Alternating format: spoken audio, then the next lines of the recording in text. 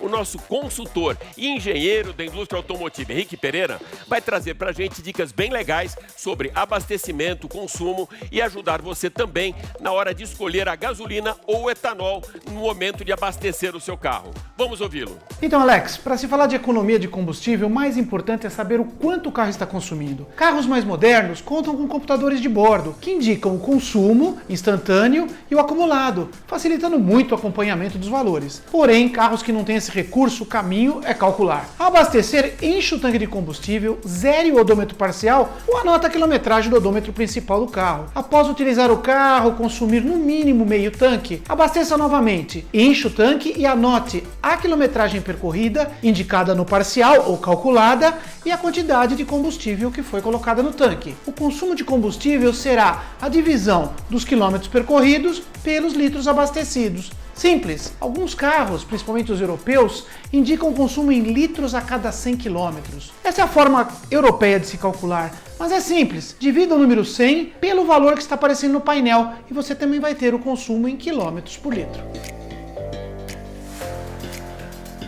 Com o aumento do valor da gasolina, o etanol passou a ser vantajoso em um maior número de estados do Brasil. E passa a ser interessante fazer o cálculo para verificar com qual combustível é melhor de se abastecer. Levando em conta que 70% é a relação entre o consumo dos carros quando abastecidos com etanol ou gasolina, basta fazer a divisão entre o valor do etanol na bomba pelo valor da gasolina. Se o resultado for maior que 0,7, significa que é melhor abastecer com gasolina. E se for abaixo, utilize etanol. Esta relação de 70% pode variar de carro para carro, indo de 63% até 72%. É interessante conhecer o valor real para o seu carro, medindo o consumo com cada um dos combustíveis. Existem vários apps para as plataformas Android e iOS que te ajudam no cálculo do consumo e na decisão de qual combustível utilizar.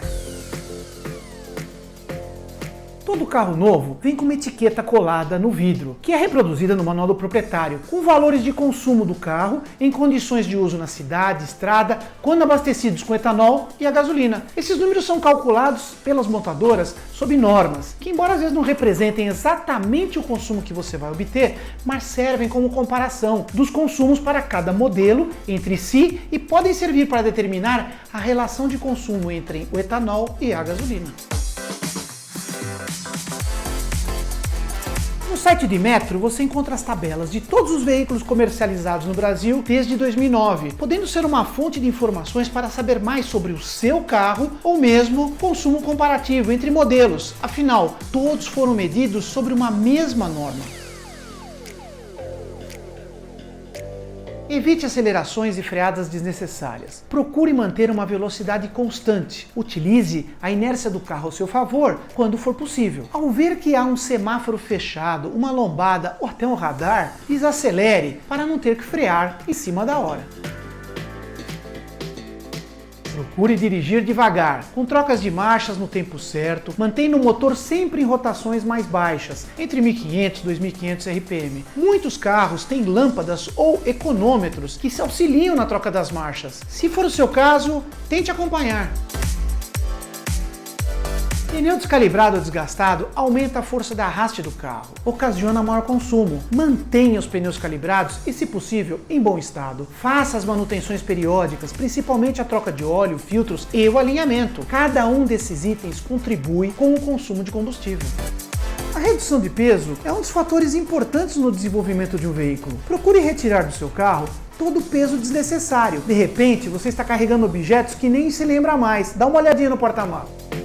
Cuide da aerodinâmica do seu carro. Retire racks, bagageiros, se não está usando. Acima de 80 km por hora, esses acessórios, além de pesarem, atrapalham no arraste do veículo. Mantenha o carro limpo e encerado. Também dá uma ajudinha no consumo.